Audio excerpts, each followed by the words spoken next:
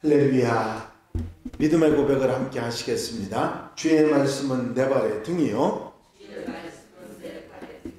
내 길의 빛이니이다. 아멘. 오늘 함께 보실 하나님의 말씀은 시편 106편 13절로부터 33절 말씀까지입니다. 시편 106편 13절로부터 33절 말씀까지 한 절씩 교독하시겠습니다. 그러나 그들은 그가 행하신 일을 곧 잊어버리며 그의 가르침을 기다리지 아니하고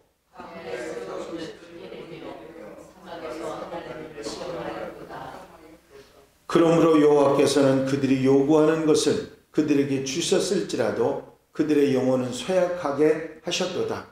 그들이 진영에서 모세와 여호와의 거룩한 자 아론을 질투하며 땅이 갈라져 다단을 삼키며 아비람의 당을 덮었고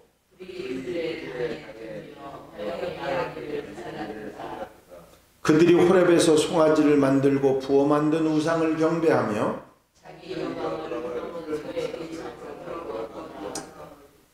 애굽에서 큰 일을 행하신 그의 구원자 하나님을 그들이 잊었나니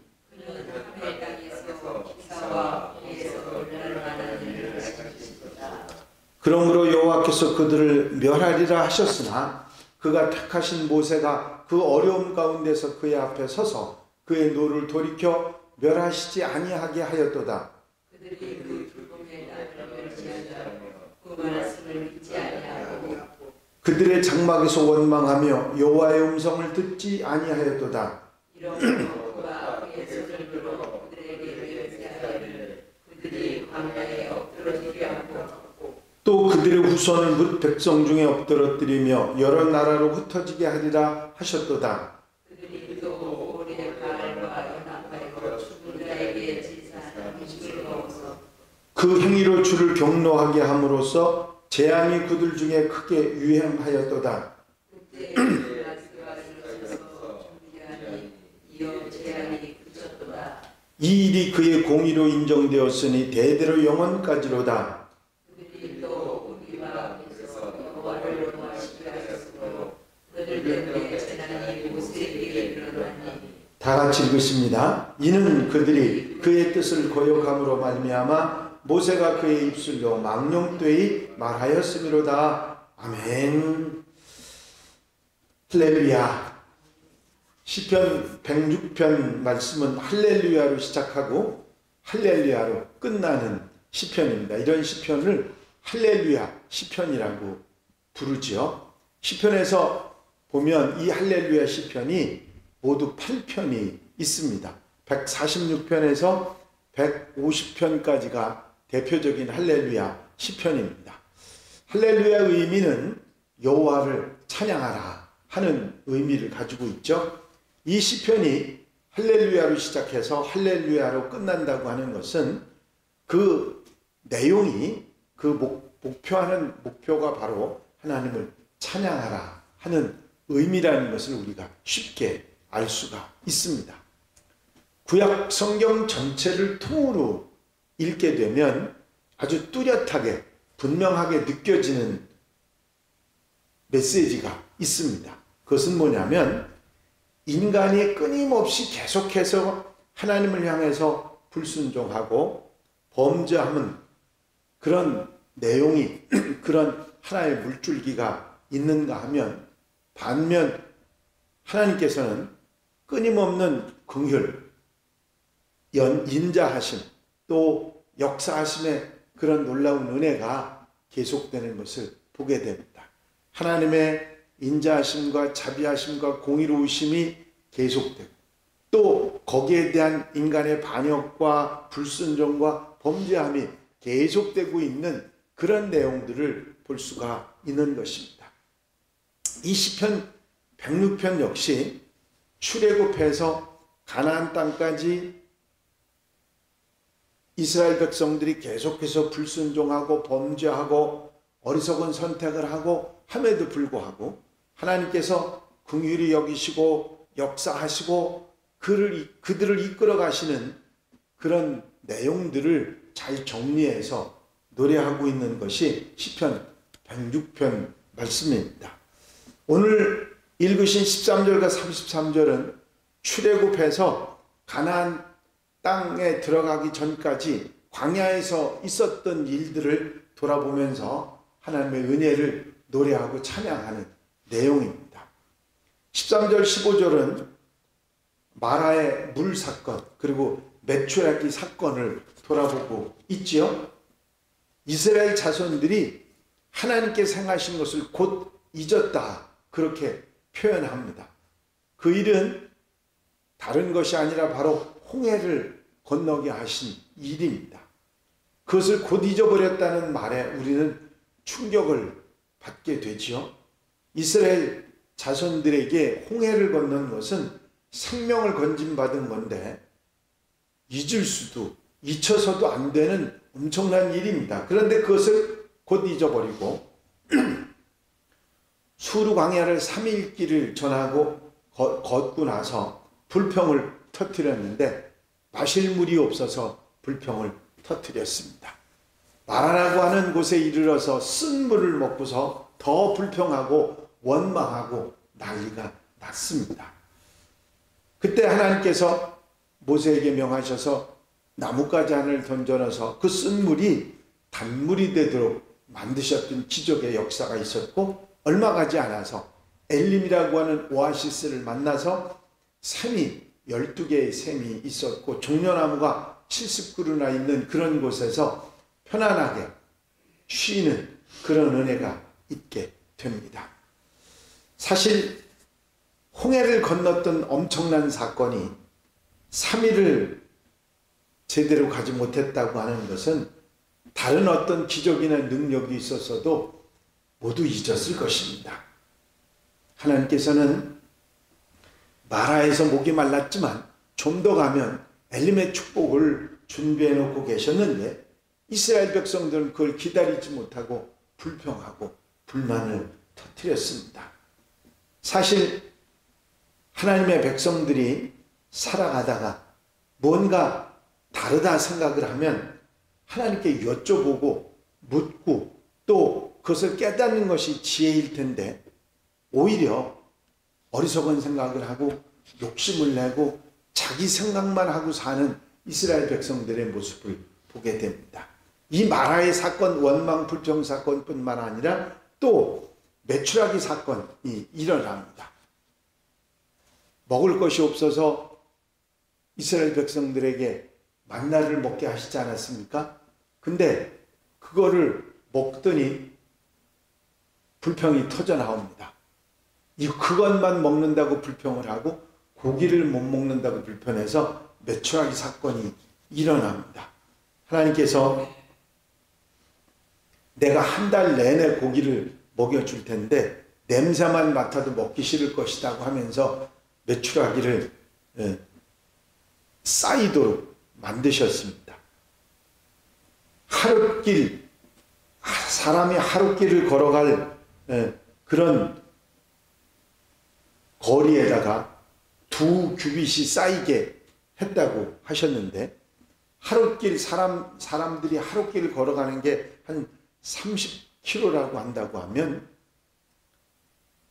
60km의 길이에다가 1규빗이 이 45cm 정도 되니까 한 1m 정도 이렇게 쌓였다고 생각하면 끔찍하게 많이 쌓인 메추라기 떼일 것입니다. 그렇게 메추라기가 쌓이는 것이 한 달 동안 계속됐다고 하면 엄청난 정말 상상할 수 없는 그런 역사가 일어났던 것이죠. 어떻게 생각하면 이스라엘 자손들의 불평에 대해서 하나님의 심판성인 응답이 없다 그렇게 생각할 만큼 이런 놀라운 역사가 일어납니다. 뿐만 아니라 16절 18절에는 모세와 아론에 대한 고라 일당의 반역 사건이 나와 있습니다. 이제 고라 자손들은 같은 레위 자손이었는데 누구는 제사장이 되고 누구는 일꾼들이 됐느냐고 하는 불평을 하고 제사장이 되고 싶어 아론과 모세에게 대드는 일이 일어납니다. 결국 이 일로 인해서 거기 지도자들은 모두 땅이 꺼져서 죽게 되고 같이 동조했던 250명은 불에 타 죽는 그런 사건이 일어났던 그런 반역 사건이 나와 있습니다. 또 19절부터 23절까지는 송아지 우상을 만든 내용의 얘기가 나와 있습니다. 모세가 시내산에 올라가서 내려오지 않으니까 백성들이 아론에게 소리칩니다. 모세는 내려오지 않으니 네가 하나님을 만들어 우리를 인도하라. 그래서 그들이 금붙이를 모아서 금송아지를 만든 사건이 일어나는 것을 볼 수 있습니다. 뿐만 아니라 그 뒤에 가나안 정탐을 하면서 또 바알 부온의 사건과 무리바 사건이 일어납니다. 이 가나안 땅 정탐했던 이야기는 잘 아시는 이야기지만 12명의 정탐꾼을 보냈는데 10명은 우리는 그들의 밥이라고 했고 여호수아와 갈렙만 그들이 우리의 밥이라고 그렇게 표현하고 결국은 10사람의 말을 들어서 40년 광야 생활을 하는 그런 비참한 상황이 이르게 되고 훈련을 받는 그런 역사가 있게 됩니다. 또 바알부올 사건에 나오는데 이스라엘 자손들이 시딤에 머물렀을 때 모압 여인들에게 음행을 저지르고 모압 신전까지 가서 먹고 신들에게 머리를 조아리는 우상 숭배라는 그런 일이 일어나서 제사장 비느하스가 그들을 응징하고 전염병이 돌아서 이스라엘 자손 24,000명이 죽는 사건이 바로 바알부올 사건이었습니다. 또 무리바 사건은 무리바에 이르렀을 때 또 마실 물이 없어서 그들이 하나님께 원망을 했을 때 모세가 그 원망을 듣고 혈기로 반석을 쳐서 물이 나오게 하는 그런 사건이 일어납니다. 하나님께서는 반석에게 명령해서 물이 나오게 하라고 하셨는데 혈기로 반석을 친 것 때문에 모세가 가나안 땅에 들어가지 못하게 되었다고 하는 사실을 말씀하고 있는 것을 보게 됩니다. 이렇게 광야에 있었던 출애굽에서 가나안 땅에 들어가기까지 광야에서 있던 이런 사건들을 통해서 끊임없이 하나님을 원망하고 지도자를 원망하고 불평하고 그리고 하나님을 거역하고 불순종하는 이스라엘의 모습과 어떻게 해서든지 그들을 이끌어 젖과 꿀이 흐르는 땅 가나안 땅으로 이끌어 가시려고 하는 하나님의 역사를 대조해 주면서 인간의 모습과 하나님의 모습을 대조하면서 이러하신 하나님을 우리가 찬양하지 않을 수 있느냐, 찬양하라고 그렇게 이끌어가는 성경 말씀을 우리가 보게 되는 것입니다. 그렇습니다. 아무리 하나님 앞에 순종하고 바로 산다고 해도 욕심이 생기고 어리석은 마음들이 생기고 또 불순종하고 또 어리석게 살아가는 것이 우리의 인간들이지만 그런 우리들을 사랑하시고 또 인자와 은혜를 베풀어 주셔서 예수 그리스도를 보내주시고 주님을 통해서 천국의 은혜를 누리게 하시는 놀라운 역사, 하나님의 역사가 있음을 우리는 다시 한번 깨닫게 되는 것입니다. 성경의 모든 역사의 내용들이 바로 이런 하나님과 인간들의 대조해서 말씀해 주시는 그 말씀의 교훈들을 우리가 듣게 됩니다.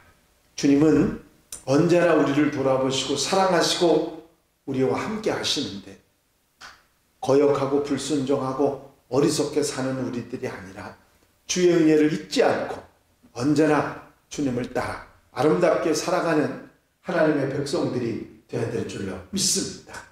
오늘 하루도 이 말씀의 교훈을 아멘하고 말씀을 따라 신실하게 살아가는 복된 하루, 아름다운 삶이 되시기를 주의 이름으로 축원합니다. 축원합니다. 기도드리십니다. 사랑과 은혜가 영시 많으신 아버지 하나님, 광야에서 있었던 사건을 통해서 하나님의 지극하신 사랑과 돌아보심과 하나님에 대해서 불순종하고 거역하고 자기 욕심대로 살았던 이스라엘 백성들을 우리에게 대조하며 하나님을 찬양하고 하나님께 영광 돌려드리라고 하는 귀한 말씀을 오늘도 책임질하며 듣습니다. 아버지, 우리 마음속에 내 마음대로 살고 싶은 마음을 정리하고 하나님 말씀을 따라 순종하며 하나님의 뜻을 따라 살아가는 하나님의 백성들, 하나님 자녀들 되게 하시며 하나님의 사랑과 인자하심과 공의로우심을 항상 감사하며 영광 돌려드리며 사는 하나님의 백성들의 한날의 삶이 되게 하여 주시옵소서. 오늘도 인도하시고 은혜와 사랑으로 역사해 주셔서 주님 따라 살아가는 복된 하루로 삼아 주실 줄로 믿사옵고 예수 그리스도의 이름으로 기도하옵나이다. 아멘.